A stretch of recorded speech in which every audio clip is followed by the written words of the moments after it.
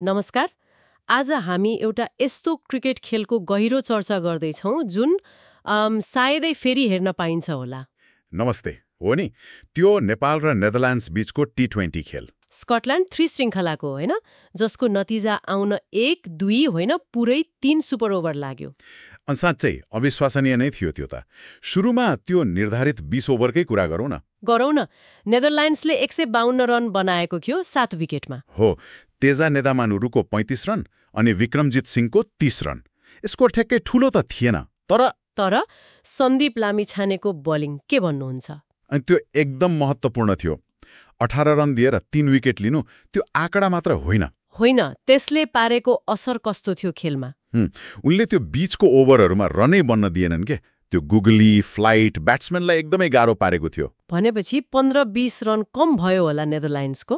त्यस्तै लाग्छ, र त्यो नै पछि गएर कति निर्णायक बन्यो। अनि नेपालको पालो ठ्याक्कै 152मै 8 विकेट गुमाएर अल आउट। हो, बराबरी भयो। रोहित पौडेल कप्तानको त्यो 48 रन कति महत्त्वपूर्ण। एकतर्फ विकेट झरिरहेको थियो। हो नि, कुशल भुर्तेलले 34 बनाए, तर अरूले उस्तो साथ दिन सकेनन्।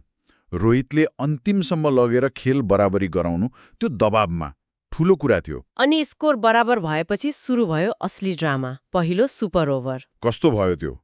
19-19 रन दुवै टिमको, फेरि टाई। साँच्चै पहिलो सुपर ओभरमै यत्रो रन अनि फेरि टाई? हो, त्यो आफैमा दुर्लभ थियो। टेन्सन भत्ते बढ्यो होला है। बढ्यो नि। 19 रन त सुपर ओभरमा धेरै हो।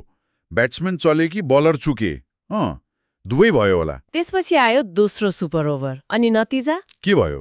फेरि बराबरी। हो, फेरि 17-17 रन। ओहो, यो त के भइरहेको थियो? मैदानमा हेर्ने दर्शक सबै छक्क पर्यो होलान्। कसैले सोचेकै थिएन होला यस्तो। लगातार 2 सुपर ओभर बराबरी। त्यो बेला खेलाडीहरूको दिमागमा के चलिरहेको थियो होला है? खै त, रणनीति बदलियो कि बलर ब्याट्सम्यान फरिए कि? मलाई लाग्छ त्यो बेलासम्म त शारीरिक भन्दा मानसिक खेल बढी भइसकेको थियो। कसको नर्भ बलियो रहने भन्ने कुरा। अनि तेस्रो सुपर ओभर बल्ल निर्णायक बन्यो। नेपाल पहिले ब्याटिङमा आयो, तर के भयो? रोहित पौडेल र रूपेश सिंह दुवै 0मा आउट। के 0 रन 2 विकेट गयो? हो, नेपालले रनै बनाउन सकेन। यत्रो सङ्घर्षपछि यस्तो? खै, यो त साह्रै दुर्भाग्यपूर्ण भयो नेपालको लागि। त्यो क्षणको प्रेसर कति थियो होला? सायद नेदरल्यान्ड्सका बलरले पनि केही सिके होलान् अघिल्ला 2 ओभरबाट। हुन सक्छ, फरक रणनीति अपनाए कि। अनि नेदरल्यान्ड्सलाई जित्न चाहियो जम्मा 1 रन। पुरै ओभर बाँकी माइकल लेभिट आए ब्याटिङ गर्न र पहिलो बलमै छक्का। ओहो, खेल खतम। त्यही त, यत्रो लामो बराबरीपछि एकै बलमा नतिजा। लेभिटले देखाएको त्यो कन्फिडेन्स, त्यो दबावमा तारिफ गर्नै पर्छ। खेलका हिरोहरूलाई फेरि सम्झिउँ न त। सन्दीपको त्यो किफायती बलिङ जसले आधार बनायो, रोहितको त्यो 48 रन जसले खेलमा टिकाइराख्यो, जसले आशा जगायो, अनि अन्तमा माइकल लेभिटको त्यो 1 बल 1 छक्का जसले खेल नै जितायो। हो, सबैको आफ्नो भूमिका रह्यो।